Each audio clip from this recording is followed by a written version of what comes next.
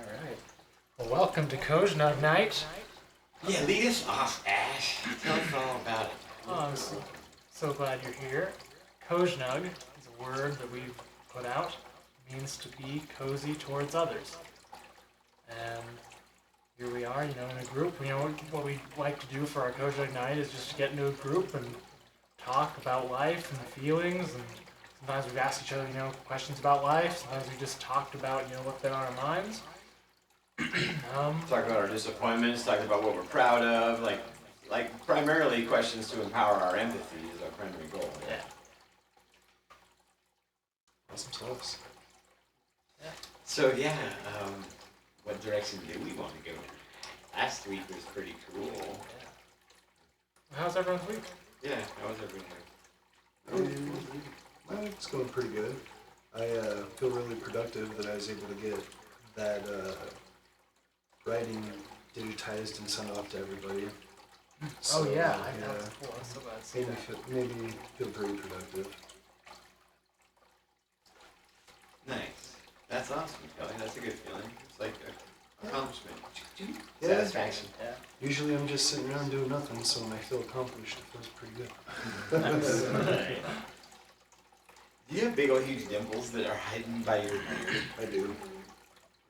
They just really showed right there, and I never have seen that before. That happens. We're gonna have to maybe, when you're asleep sometime, like shave this over just so you can see your Get rid of. Just a circle. Just Yeah. two circles on the sides right here, like eyeballs, maybe like drop down eyeballs right here. Interesting. Just drop a line of 3/4 inch.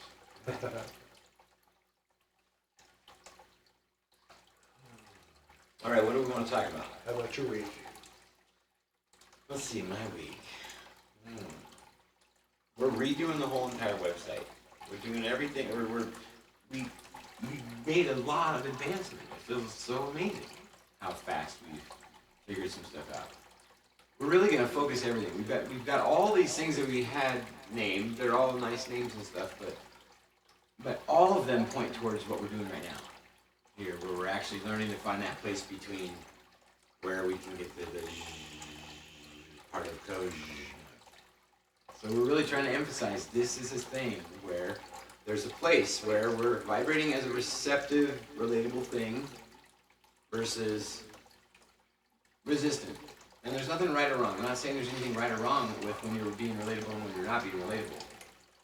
We're just saying that when you do want to be more relatable, here are some options, and here are some questions, and and we're just trying to get together because we haven't had this in our lives, really, where we all get together and actually just try to see each other's stories because a bunch of equals. Well, and when you want to get together and do things, it kind of dampens the need for extremism or radicalism that is almost necessary as a driving force for an individual to try and accomplish the same amount. Because any single amount of change in my life is I have to be radical up against my perceived belief that just tells me I can't do it. So to really tap into that true strength, I have to go in and radically challenge my perception that I had a limit there to begin with. Lincoln makes a good point because one of the things that I had to do when I broke free from my sovereign citizen program is I had to kind of become extreme in my own self because I was in some pretty deep programming and I had some pretty core beliefs that I had to change when I was freeing myself from that. And so doing that and then finding my two friends that I started self-determination with, that radicalism and that extremism kind of was pushed down in the sense of I can't work together with other people if I'm so extreme in my thinking and I'm pushing those extreme thoughts. So I have to kind of tone it down a little bit to be able to kind of words are they elude me to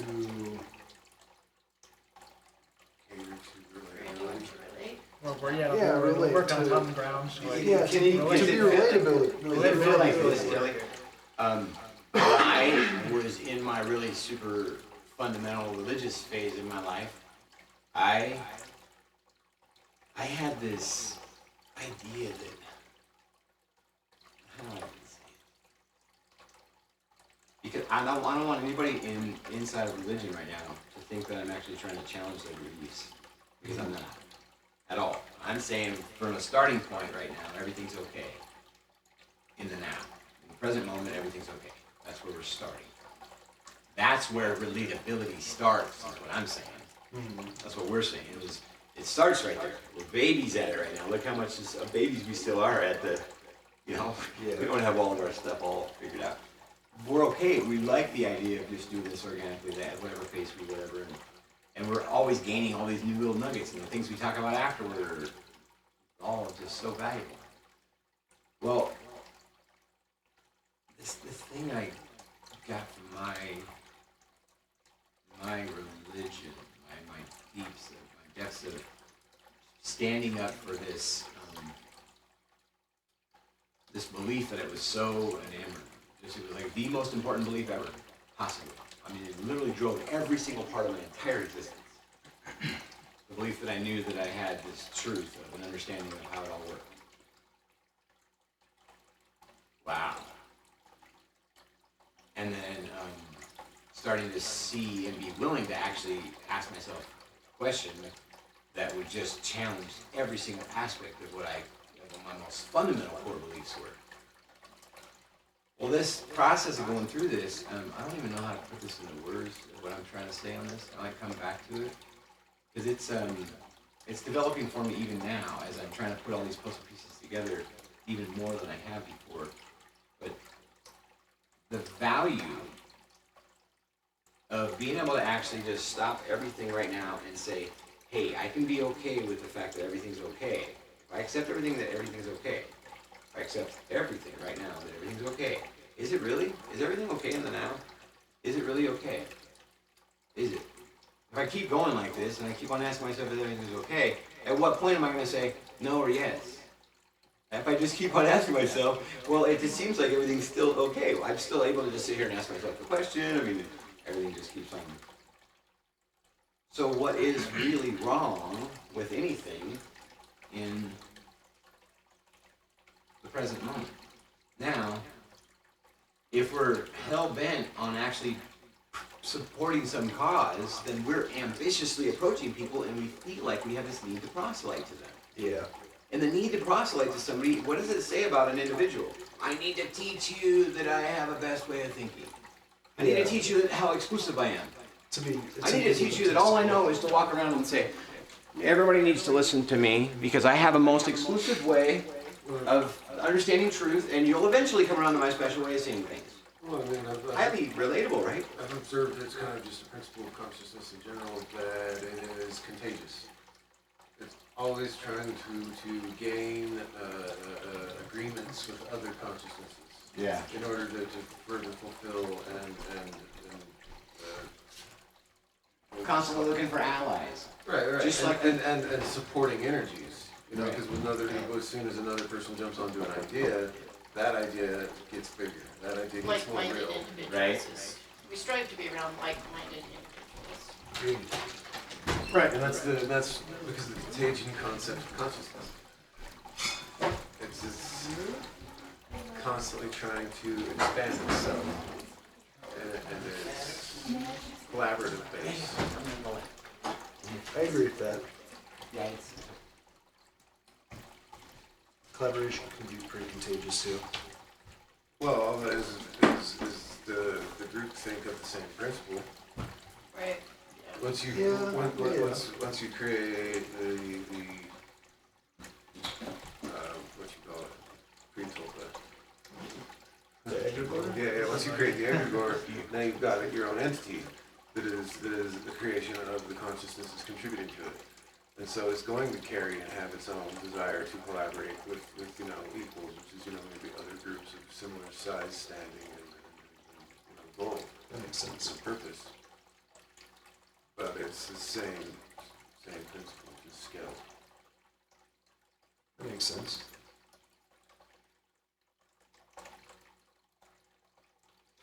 so how does You right up here, Cam. It was nice.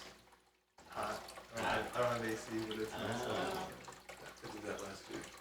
I did that last year. You gotta learn to love it. You know? Mine went out last year in my car and I had it fixed immediately because it was like, I can't live all summer with it like that. Yeah, I went out in July, right before we had 3 consecutive weeks of triple digits in Salt Lake.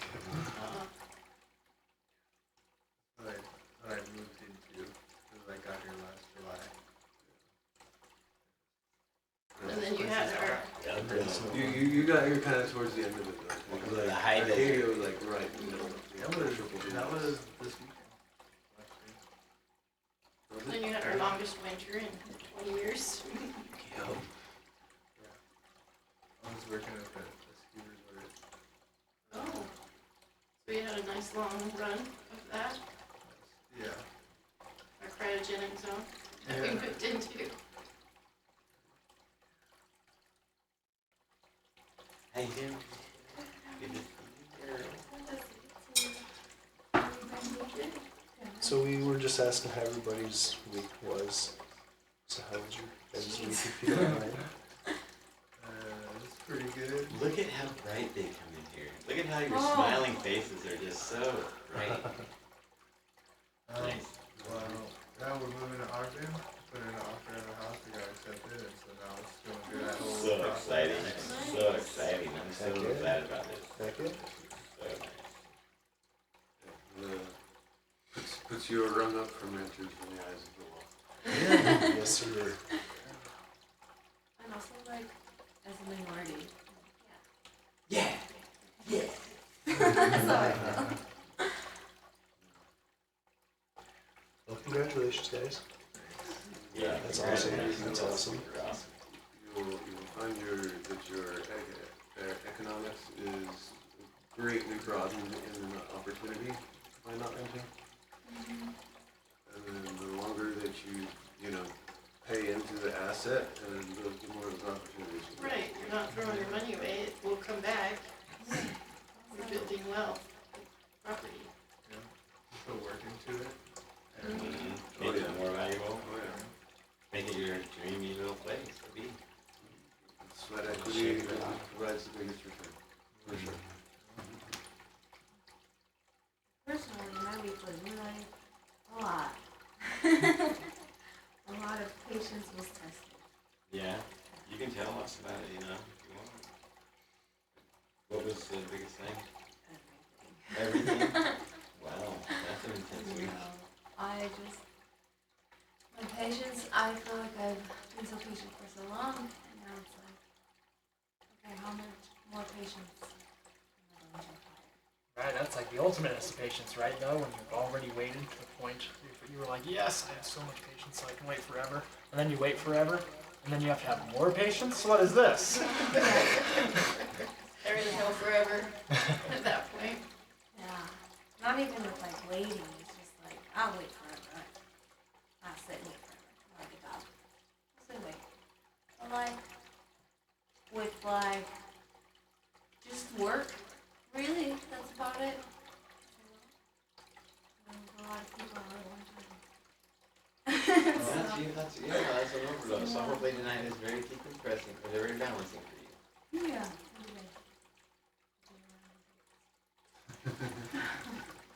He's around a lot of people, or tiny people. They're not I'm around a very lot of old emotionally people. mature yet, or socially You've mature got the yet. young and I've got the old.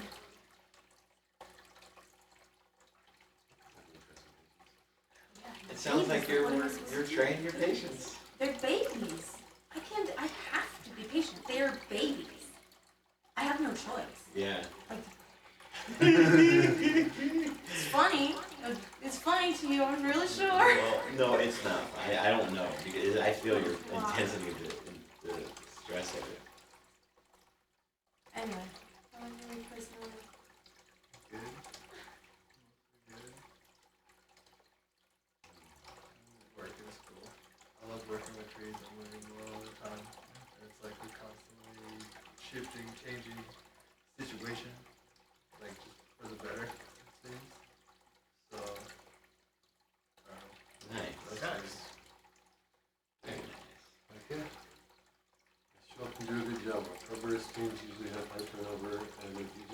around long enough, you're running things. Yeah, it's already, it's like that. I know. I've seen it in a couple different states. It's pretty consistent. That's a very active thing. Like you're Oh, no. I mean, you climbing trees all day, Oh, or, you know, getting yanked up. getting yanked up then by some. When you tie a branch off, you know, And it pulls.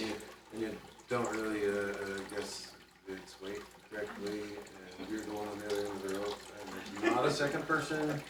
Sometimes you end up 15 feet up the tree faster than you ever could have been. I want to see a video of this. It was a lot of fun. It was a whole lot of fun. That's good. Hey, no, you want to come in here and join us? These are two people Hi. today.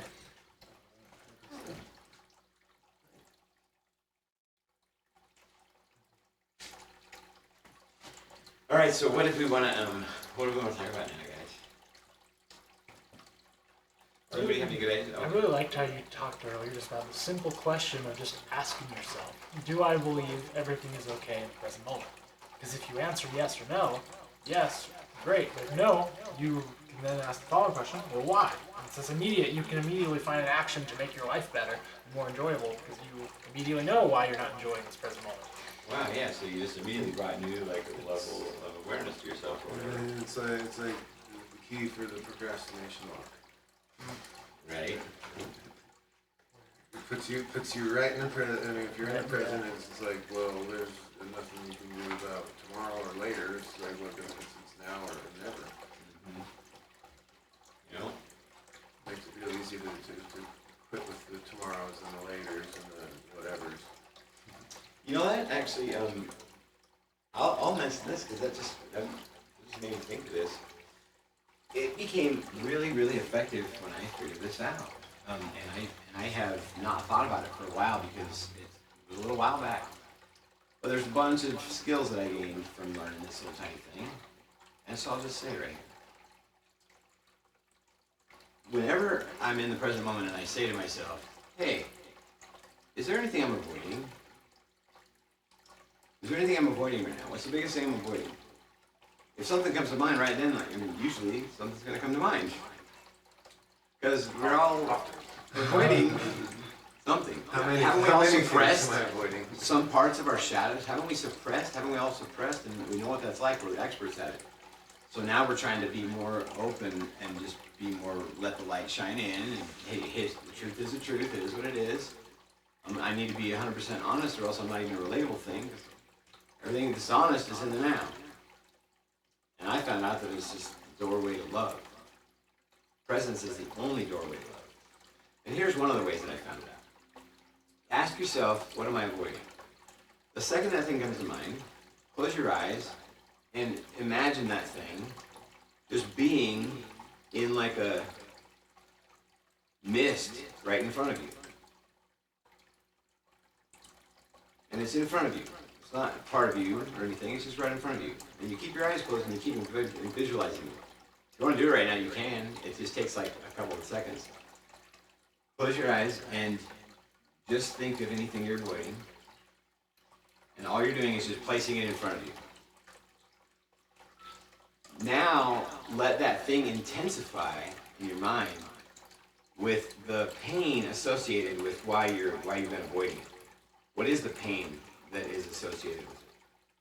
Let that pain become like extremely real where you can feel it big time. Like it's like that ultimate pain of that thing right in front of you.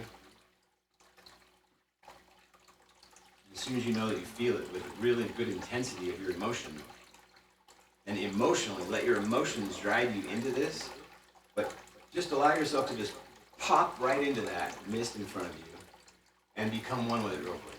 And just let it just do what it's going to do. Just watch how it just changes. Don't judge anything. Don't label anything. Just watch what happens as you observe when you're willing to face right into that pain real quick. So now you're becoming one with it and you hang out there for a little bit and you're starting to find that it feels a little bit different than it used to feel. It's like a little bit easier to cope with, or a little bit easier to deal with, or you have a little bit more clarity about it, or it just seems a little bit different. Everything's constantly always changing. There's nothing fixed. And yet we have all these ideas that are fixed. And it goes from happening to you to happening for you. Say that again? It goes from happening to you to happening for you. Exactly. So this is the exact moment in which we realize that there's a threshold that you pass over. It's like a little wave, and it doesn't have to be a violent thing. It's very reassuring and empowering to get to this point where you find this place inside yourself where you're going to say, yes, I want to go further into this self-healing here. I'm simply going to just face this now. Now that pain, I'm going to face it longer and longer and longer, long enough until I become one with it. It is what it is. It's right here with me. I just better accept it. Now what do I want my story to look like? Before I get to that point, though, I want to just thank myself for being willing to do what I just did, because look how brave that was. Go ahead and thank myself that I just did it, and move into just saying, hey, I really am proud of what I'm doing here. This is an act of self-care, self-love. I'm moving into healing myself. This process of doing this it's several different psychotherapists use varieties of it, and all of it's effective to the extent that somebody says, I want to be my own healer right now. So that's what the point of Surrender Lab is we're saying it's beyond therapy, because we're saying we're all our own healers. It's time that we start talking about it. We are all our own healers. I'm bold enough to say that because I have to believe that, and if I want to actually do the very thing. And I'm doing it all the time right now in different ways, trying to find different types of parts of me. But my favorite part to be trying to heal right now. It's a whole lot better than letting life happen to me. I know that much. It's like getting up on your surfboard at first, and then after you get pretty good at surfing for a while, it's like, man, you can surf anything you want to. Just be receptive instead of resistant. But then pretty soon you start learning, whoa, there's other skills to be gained. Like you can lift off and like actually start flying and like go to different types of skills. And you just never have any limits. That's what you find out. There's no limits. And we've been limiting ourselves just because we take it all so seriously sometimes. Well, or get too comfortable and complacent. And Like we just want to hang in our cocoon too That's long. generally where I feel like limits kind of get their definition from, is when people get to a point where they're like, this will satisfy where I'm at. Right. It's like I lose the enthusiasm and curiosity of what's next. Right. It sort of places limitations and definitions of their place more firmly. Now you have a fixed mindset instead of a growth mindset. And so that's a non-relatable thing right there. That's a non-relatable human. There's nothing wrong with it. They're currently choosing to be a non-relatable human. That's what their present moment state is. So we have to honor that. It is what it is. There's nothing wrong with it. There's no need to wake them up to any level, to our level of awareness, anywhere that we think that we may have some. There's not. There's no need for it. They're equal to us. Every single one of them is just our teacher. Every moment with them can be instructed. I can say, you are the only unique you that's had your unique experience in life. That makes you the only single person who could teach it to me. You're the only one. When we're being unrelatable too, it's sometimes we're in deep, diving into ourselves. Which is a and beautiful trying place to to figure be. out. Absolutely. We do a lot of healing in that. Exactly. Yes. So that's a good point. Part of the There's nothing process. wrong with it. We can do anything we want with all of the above, whether we're in our cocoon, being a non-relatable thing right then, or being in just a consumption phase, being a non-relatable thing right then, and not even having any awareness of it at all, completely unaware of our impact. Well, I mean, there's enough people who, along the way will isolate for, to find themselves and find their focus and, to assess the role that they're playing and which parts of that, are things that cater to them or actually maybe interfere with them. Be able to make those adjustments to character and then be able to come out and say, no, this is what I'm going to be. And resume the relatability and the inclusivity and the participation. Yes. Now you're tapping into true strength instead of propping up any amount of false empowerment that has emptiness attached to it. Well, when you go to that introversion with that intent and purpose, it's you're now writing your own program instead of being subjected to your environmental program. Exactly. Now you're actually knowing that choice is a real thing. Yeah. Oh, choice is legit. I'm not just destined to. I have this where I can gain another level of awareness where I realize that, oh, choice is a real thing, like in every present moment. Wow, that must mean that I have the ability to manifest every single present moment. Well, isn't that what's really happening when you gain enough awareness? all manifesting what we really want. If you're sitting there complaining in line at the post office that your stamps cost too much, everybody's being impacted. And you're not even aware. Nobody likes to be around a complainer because it's just not a relatable action. Now, there's nothing wrong with it. We have to let go of the idea that it's wrong. I don't have to wait in that line. I don't have to be there. I can do whatever I want. I can take my awareness anywhere. There's complainers everywhere. I don't like to be around them because they're just not very fun to be around unless I'm trying to gain some certain It's type not of understanding. finding a solution, it's just complaining about the problem. It's Acting It's like not- everybody's it's not it's a that state of forward complacency. movement. Yeah. The state of acting like it's a fixed thing instead of realizing that the now is the most real thing and everything's constantly changing and I have power now to do whatever I want. Direct act of laziness. The direct way? Act of laziness. Yeah. Because It's easy to sit there saying you want more complaining is a money. form of laziness because it's not putting any action in anything. It's just Right. sitting around and doing nothing. Complaining. So, What it And is. sitting around and wanting that money. yeah. That's what I like about it. It's easy. Just sitting there, rocking back and forth, wanting that money. Right? Thank you, Jackie. Oh, so good.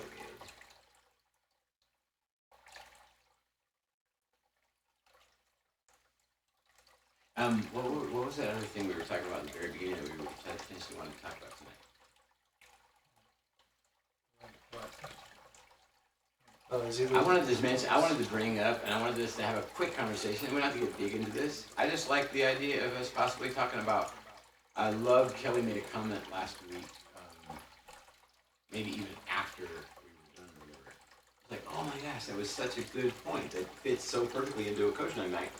And it was something along the lines of how there's no need to look at anything, any elite group as something that is a bad thing. And what was it that you had said? How did you say it? So, to put it in the most simplex of terms that I can, if we're going to empower empathy and change our paradigm of living and become more relatable people, we can't be spreading negativity even if the people are doing bad things because we have no control over it. And so it's a form of complaining if we're always constantly bringing up what they're doing because Well, I mean, it doesn't matter what the context of it is. It's all, complaining about anything and everything is basically saying, I don't like how they're using their free will. And I don't like how the truth is. I'm not honest yet. I'm not honest yet. The second I'm complaining, I'm telling you, I promise, I'm not honest yet. Because look how much I can't stand what the present moment is. I can't handle the truth. That's what I am. I'm the thing that can't handle the truth. You don't have to agree with what someone's doing and you can still be honest. It doesn't mean you're not being honest if you don't agree. Right. Now, For you, I'm just saying in the general sense of what relatability is, I'm pointing out the bigger picture that relatability starts at a place of full honesty. So we're pointing out complaining because it's one of those things that we do. I had a tendency to complain for years. I'm a pro. Now, is it serving me? I got to a point where I was like, ooh, right. oh, when you complain, oh, everybody that complains, I'm like, ooh, I could say words right now that, and I was like, judgy. And now I'm looking at that complainer and I'm saying, oh, I must still have some complaints inside of me. What are they? Because that's me. What's going on here? There's no outside. They're all inside of if me. you feel an emotional reaction or attachment to that, then yeah, that's Then it's a that's- message that's for me that's right That's then. a you Send that's a you thing to pay attention to. Right then, be hypersensitive to it and watch how magical it is because you'll start putting puzzle pieces together. You'll start connecting your body. You'll be more balanced. The second you let that 30 to 90 second emotional wave roll, just ride that emotion and all of a sudden you're like, oh wow. It feels What good. happens when we experience an emotion and transform it to some form of positivity, right? We're like, no, let me put this perspective shift on it. Now I feel better. right? Well, Doing that over and over again is kind of like sweeping it under the rug. If you're Right, doing if it you don't- like if that, you if don't you're know the actually roots of the suppressing problem, it. yeah. Let me give you an example of the way I approach He's not it. suppressing. It's Well- he's suppressing, he's transforming. Transmuting, yeah. And so to ignore that thing that elicits some kind of explosive reaction, or like, and that's like an extreme form of complaining, right? So like when that happens, that energy moving through, instead of being like, I mean, like you can paint a nice face on it, but it still is what it is. And if something is eliciting some kind of heightened emotion, dealing with it is different for everybody. Now I Yeah. agree, using that energy constructively is like a worthwhile practice, but also like ignoring and like positivity is great, but it is also just half of it, you know. And to be relatable, like we all embody both of those things, and neither are good or bad. Exactly. Right. Well, and that gets back to the being honest with yourself. Like, am I complacent with this? This is working for me good enough? Or is it let's find the cause, let's take a look at why, address the issue, and make this the healthy response instead of the coping response. I agree that's the practice, and it's like when those things happen, there's the opportunity to do that. But I don't think that it always looks like. See, this is a paradox. But at the same time, like acceptance of the present is the way, is the only way. Sometimes the only thing you can do to enjoy your time, doesn't matter what environment you're in, is to just accept it. And in that acceptance, you then have more freedom, even if you're constrained. And you have bandwidth to be able to say, hey, the things that I don't accept, I could be making mental notes of, to actually find creative ways, if I wanted to actually help us all with that thing, because I just figured out a way to talk about that seems like it would help us. And so whatever, you can put it into creativity if you want to, or whatever, but I don't like the word, I don't ever focus on positivity, myself, for example. I'm never focused on, be positive, Ken. I'm just focused on being myself. Hey, do I believe that I deserve to enjoy my life? Do I believe that I deserve to enjoy that? Well, then am I acting like that right now? And If you're a very negative person, What's that? if you're naturally a very negative person, Then what? you would want to be focusing on more positivity, because some people do tend to be more negative. You Right. don't, you haven't, so you just can be yourself, but Right. yes, some of us have grown up in environments Well, that that's a lot of reflection, and again, kind of chewing into the so present. yes, what's positive, what's the positive Yeah, I outcome? think that really comes down to The like, idea that we need to be positive is just that there's some sort of a trigger that we're saying, oh, I'm triggerable on something, and so I think I need to either a positive or negative response to this. But in all reality, when you focus on a triality instead of a duality or polarity, What about a healthy? then all of a sudden we're right above it and we're saying, oh, I could choose any, I could turn the create this into meaning out of this I wanted to. And it's in that moment that you start cresting on the wave. And then you can pull back off of it or ride that wave if you want, or you start learning how to actually gain real control over this thing. True strength instead of false empowerment. We've been propped up false empowerment our whole lives. In every single where that you look right now, open up any device anywhere, false empowerment everywhere. That is the norm. It's all a bunch of bullshit. That's why we're talking about it. There's a difference between false empowerment and true strength. True strength comes from within. Period. That means you gotta learn about the present moment. You gotta accept the present But a lot of moment. true strength does come from finding empowerment elsewhere.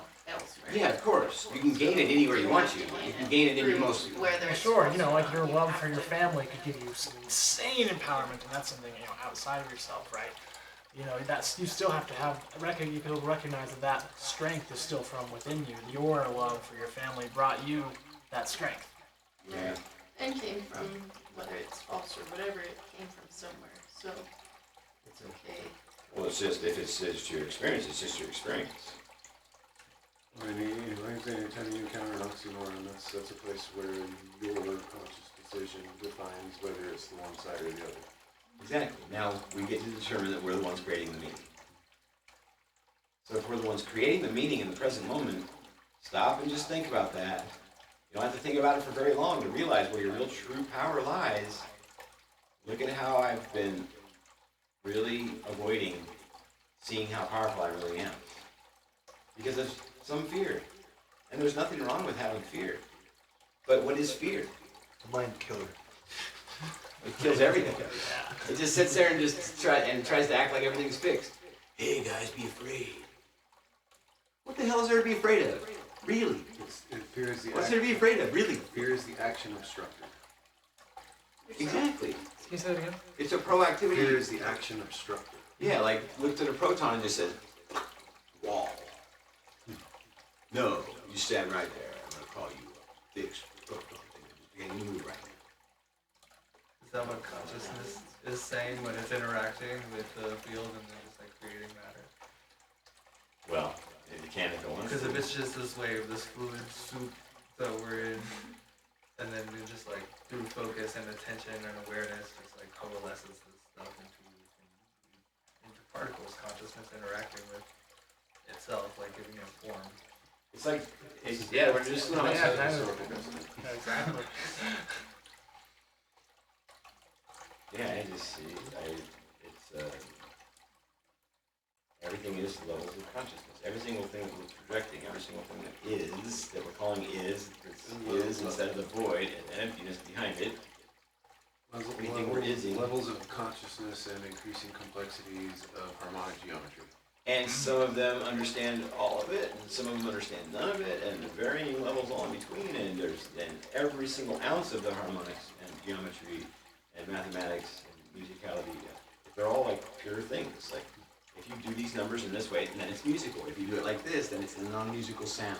This is a musical sound, that's a non-musical sound. This is harmonious, this is dissonance. Colorful. Did you say musical hound? It's a musical hound.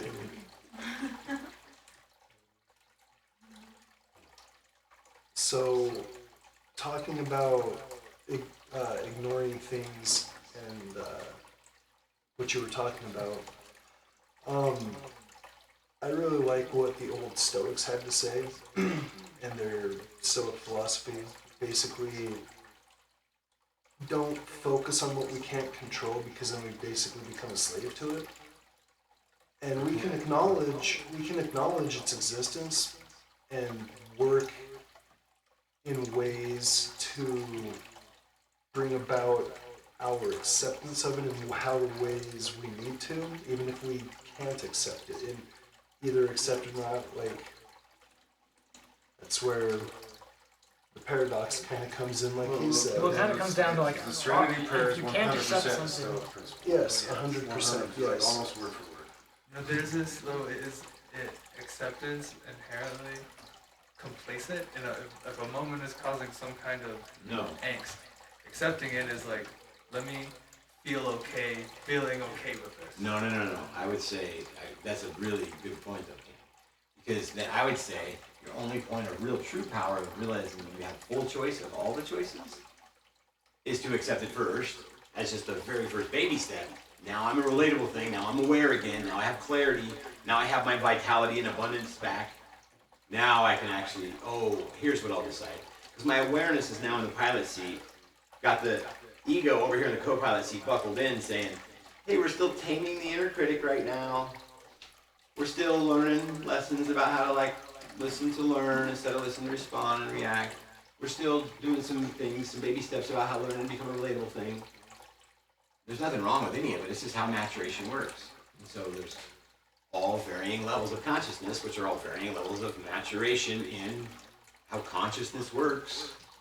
And some things have very low levels of consciousness, and some have extremely high.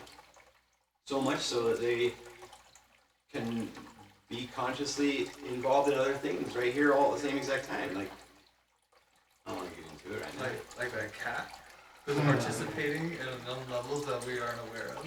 Right. Yeah. Or So trees, anybody or who all knows these cats plants. well knows what you're talking about. So, I wouldn't necessarily say that acceptance is complacency, because, for example, I accept that there are special interests in dark money that have a lot of influence in running a lot of Western societies, corporations and whatnot. I accept that, but I'm not complacent about it because I'm trying to figure out ways on how I can be the change I wanted. be in the world to show other people that, hey, we don't need to necessarily do things in this kind of way or rely on those kinds of things.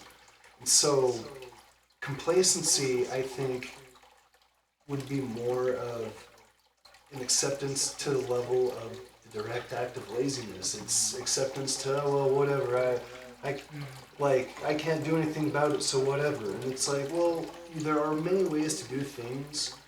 I don't know. Well, Like- when you say it that way, you've disabled your ability to do anything about it because you've put Thrown out the this- possibility. You've put this framework up that things are going on in a level or in a way that you cannot, possibly influence. Yeah. And that eliminates, the possibility of that from being manifested. I agree with that. So that's a big problem. Restrict it to a small problem like I'm hungry. And Right. so You can I accept that and then decide if you want to change it. right, so I can be complacent and starve, or I can take action and feed myself and then not be hungry anymore. But it does start with like acceptance, because if you don't accept it, then it's just like If you don't There's accept also, there's more to if it. you don't accept it, you won't and or can't do anything about it. Just build up. It's like you see, like the some of the big money dark interests and all the conspiracy theories that surround them, and ultimately none of that shit matters. None of that why matters because it's observable. The things that they have done or acted upon, or frameworks and institutions they have created that have had the effects that we're now in the present dealing with. Yes. Doesn't matter why. They may have had the most wholehearted intent in the world. We don't even know that. We just know the narrative that's been created around the propaganda that's spun around it that some people try to use to draw attention to it, etc. Fact of the matter is, we know what the problems are. Doesn't really matter where they came from. But when we can see that the problems exist in present state and are observable and can be shown to just about anybody, they are real. But because we can see them, we can now address them and do something about them without having to worry about who or why or trying to lynch people or mob mentality idiocy that surrounds the we gotta get them attitude, or we gotta beat them, or we gotta get rid of them. It's like They've no, been fucking we us, just so we gotta fuck them. right. Like it's a competition or a war, like everything has to be violent all the time. Like everything has to be this or that. Right. The current justice model is built on the idea of retribution, at least in the state of Idaho. I've got a transcript to prove it. Well, and see, that kind of ties into what Ken asked and brought up about, like, the elites and things like that. Me personally, when I accepted that those forces are out there and there's those groups of people doing those things, when I accepted that, hey, I'm technically a peon in this system, my representation's kind of a fraud, I don't really count, my views are kind of way out in the cosmos compared to most everybody anyway. And so once I accepted that that is the way that it is and how this system has been set up, my world 180. I don't know how to explain it other than like the universe opened up to me and things just started happening that I never really thought would happen. And I really think it's because I took the mindset that, you know what, these elites, these dirty elites, whatever I've been told my entire life by my dad, his best friend, and what the internet tries to tell us all now, like Lincoln said, that's all irrelevant. We're all still brothers and sisters. We're all still humans on this planet together. That's the point. And so, We're together. if I hold anger and resentment toward them, I'm holding anger and resentment toward my family and myself ultimately. Like I brought up after the discussion last week, my brother's kind of a butthole. He's a dick. To take what we're talking about now, if I was to put my rage and anger toward my brother that I used to have toward the elite, there's nothing but contention and division. Even though he's a butthole, I can still be the bigger person here and walk the higher path of, well, you know what, I expect that from you. It would be foolish of me to get angry at you because I expect it from you. there's been observational precedent. Yes. You don't necessarily have to even expect it. You can say, oh, this has been the pattern of the past, and I've seen nothing that True. to indicate that any change has been made, so that is the pattern of expectation that they have created for themselves. Yeah, I would say so. Expectation might not be the correct word. Well, you can actually have all those conversations with yourself and then get to the point where you're like, hey, well, now what do I want to actually carve out? Because the way it is, I'm not really satisfied with. Look at how I'm talking to myself. It's an area in life I'm not enjoying. Yeah. Wait, can I enjoy this somehow? What can I do? What can I do right now? Well, what helped me is when I started asking these kinds of questions, I also asked, where does my energy go when I have this anger toward, like, where's the energy going? It's going out there to somebody, to something that's taking it and purposely making me angry, so I'm wasting my energy into not being a productive version of myself. And so when I realized that, well, wait a minute, that's kind of a form of psychic vampirism. What if these people really are what the internet and my dad and everybody says they are, that they're masters of psychology? That means that they know that when you get a bunch of people to think about something, it makes a synergy and creates an egregore that they can then just take and use, and that's no energy off their back. So they're not spending all this this personal energy into it, they're using other people's energy.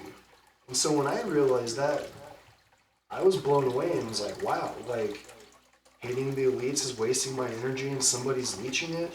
Hating the corporations is doing it. Like, all this contentious,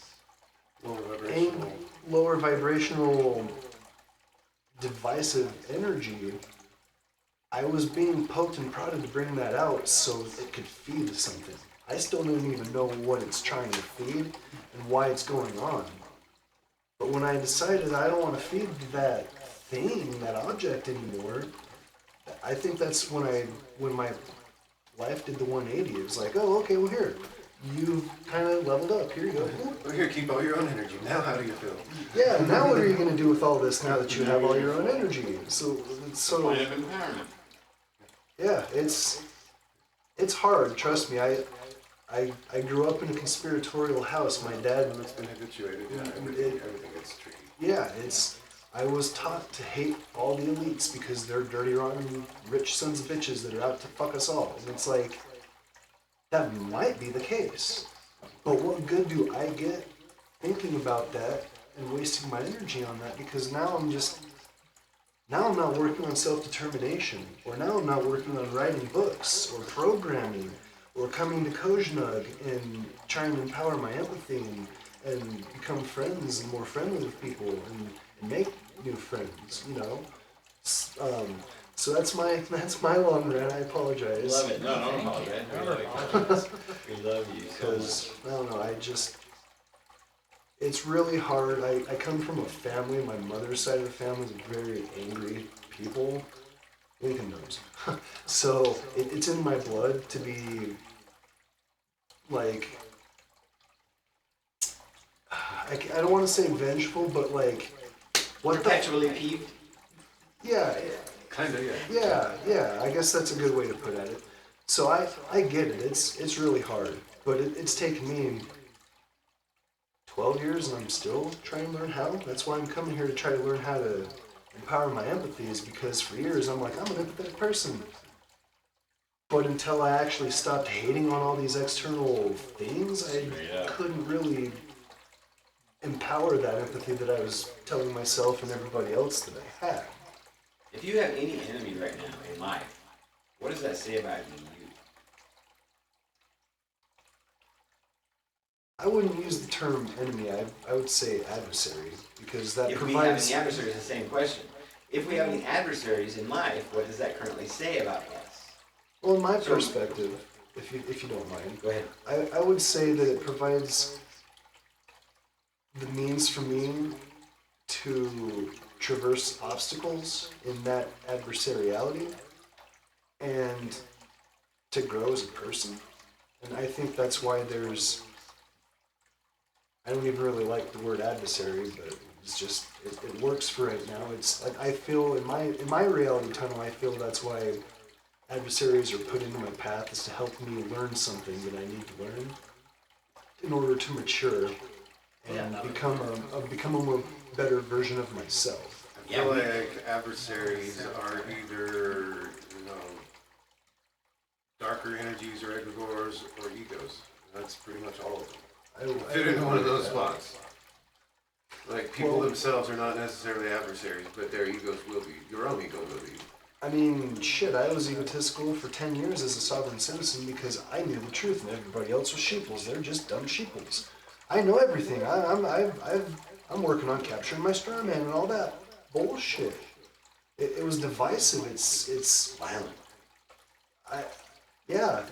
to get back on last week's topic of violence, that's a kind of a violent mindset to have, that I have this knowledge, so I'm automatically a level up on people. It's like, no, that's not empowering Or inclusive. or inclusive or relatable. Like, It's like feeling like we need to proselyte. that's the kind of stuff that the people who really run the show for millennia, that's what they've been doing. It's like Brenda said, everybody's a Democrat until they buy a house.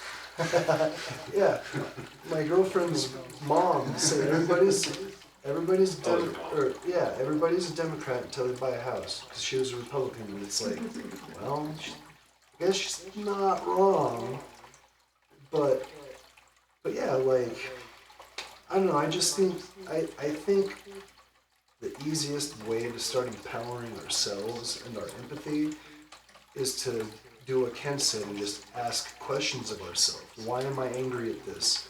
Where does my energy go when I'm angry at this? How does that benefit me? Does it benefit me?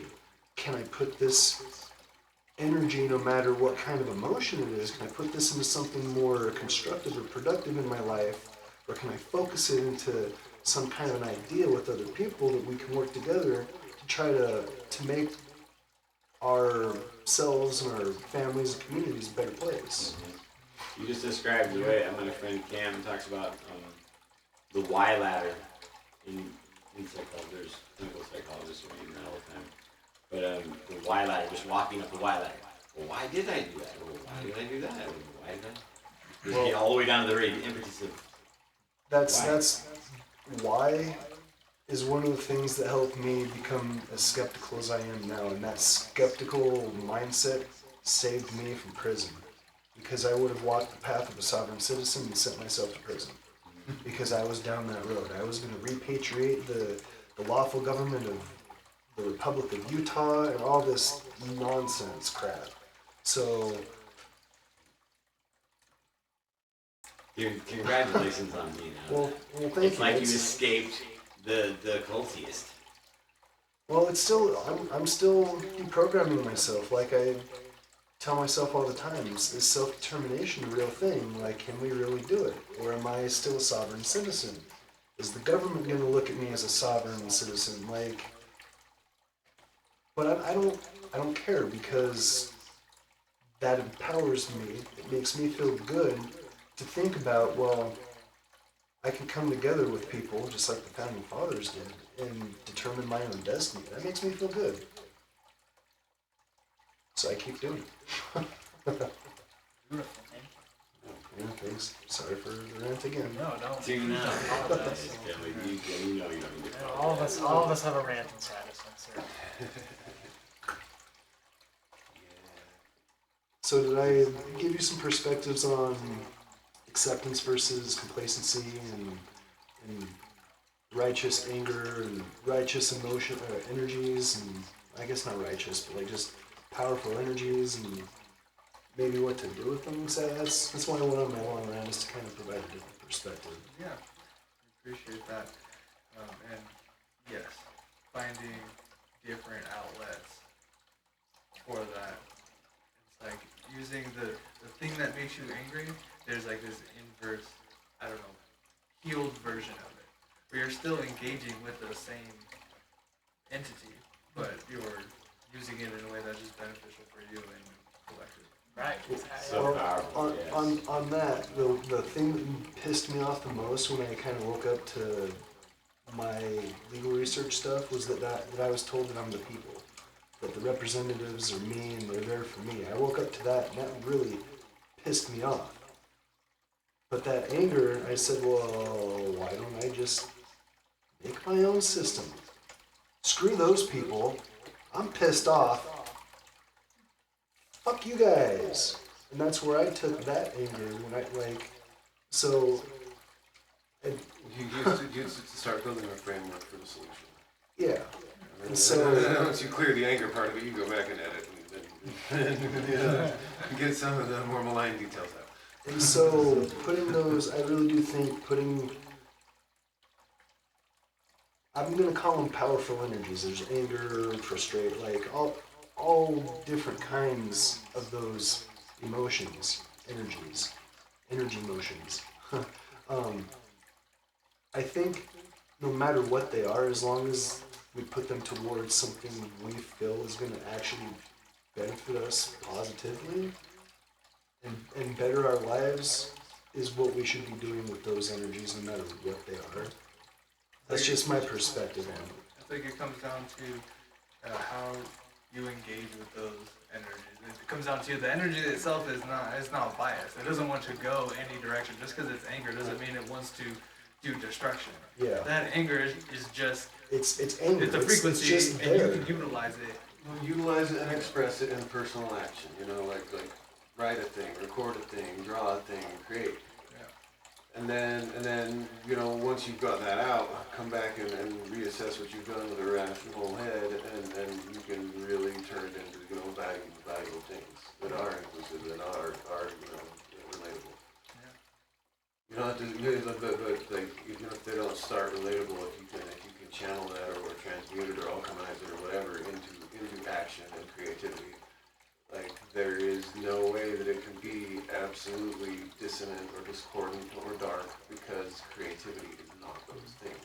And if it So sparks back, the worst it can be is half dark at that point, because you've transmuted it already into creation. Well, even if you do create something dark, like you said, it's not really dark. It's creation.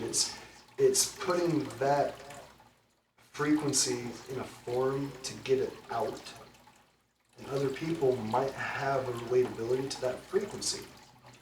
And that's where that dark can become light and help people. So I agree with Lincoln 100% on that. Like, not being afraid of the dark is like a necessary component. You think fear about fear itself? Yeah. Be friends with the dark, because it isn't the things that get associated with it aren't the entirety of what it is. I mean, you're not just the yin, you're not just the yang. I mean, it's just like, it's basically a two-dimensional depiction of a DNA sequence, you know, like the whole thing is you. It's on the inside of us. So you might as well recognize it, so that, you know, you don't tear yourself up about it when the expectations aren't met. You are this, you know, pure being of whatever, and then you go do some ridiculous crap that you know, offends and hurts people, you know, and you bury yourself in a hole over it, you know. Like, It's like at that point, you paralyze yourself from rectifying damages or harms that you caused, and you know, like, rather than accepting that, oh, this is a part of me that you know, needs to be balanced out. it's not like one or the other, we're one and then the other and then the other one again. It's like through engaging in that process consciously, we get to go through that point that was once really destructive. You're still gonna deal with that same energy, but doing it differently. Yeah, and then that's an experiential thing. Like, the more you encounter that and deal with it in different ways, the more broad your tool set becomes for being able to, you know, channel that into a different direction. So Ken talked about triality and a triality existence. To put it into what we're talking about, positive and negative, dark and light, both of them together, and you get balance. So if you can try to keep a balance between the two, that's already living a triality way of existence more than just trying to be positive or negative, because in my own experience, the more positive or negative I am, my life tends to become hectic. But when I remain balanced and try as best as I can to balance the two, life's just easy peasy. Because you know that you're the middle part. You're the middle part holding it all together. You're the neutral that end all of it. You're all of it. What, positivity, negativity, acceptance. Yeah. Or light, You're dark, light. acceptance. Yeah. You're both and neither, and That's where the Mindfulness, That's where acceptance, acceptance goes. yeah. Observation. Now I'm aware. Whoa. Look at that. I'm aware that all that's there. And then you've created the first platonic soul.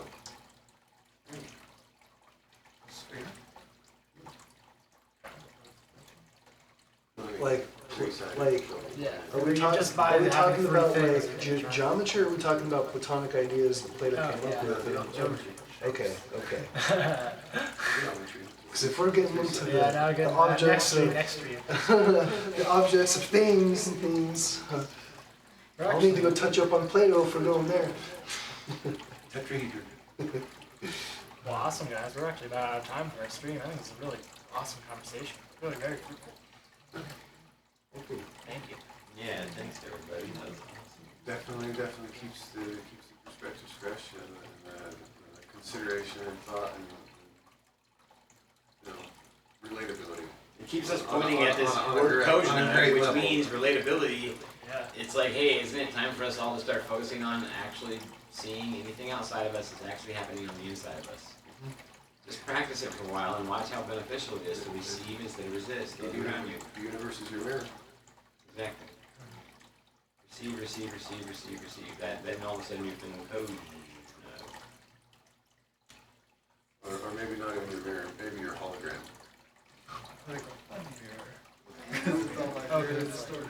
I had heard years ago that whatever angers you in other people, it's something you do yourself. It's Yeah. something, and that changed everything for me. It helped me be okay with it, or just address it. It's, yeah, why am I angry at something someone's doing? There's something that's triggered that, and it's usually myself. That helped me let go of so much of that that I'm seeing in outside. There's that first initial emotional reaction response, then that means there's some reflection to be done. It's me, yeah, it is Right. us. Instead of pointing fingers, which we all When we point complainers one love to do, finger, they want to there's point three fault at every pointing back at us and one to ground it. That's something my dad told me. It's stuck with me ever since.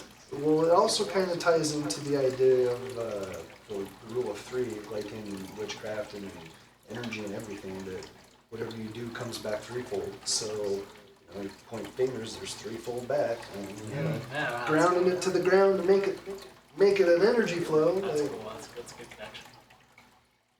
You must point with all your fingers. Oh, that looks so bad.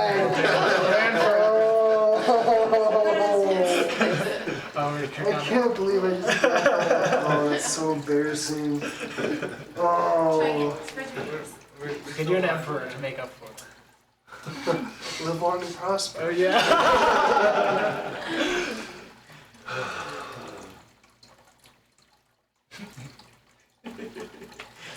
Oh, I didn't, jeez. for whatever it's worth, Kelly, I didn't see it. It was. I didn't either, but I know what it was. There's so many I think these two saw it. Yep. Point with all fingers. That's pretty funny. I heard that. I was like, Okay. really gonna make that joke. It's so perfect. That's so funny. I don't think sometimes.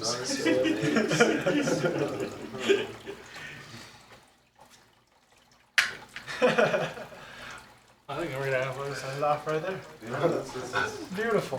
Good night, everybody. Good night, everybody. good night, Thank world. you. Thank you, everyone. I love you all Progress. so much.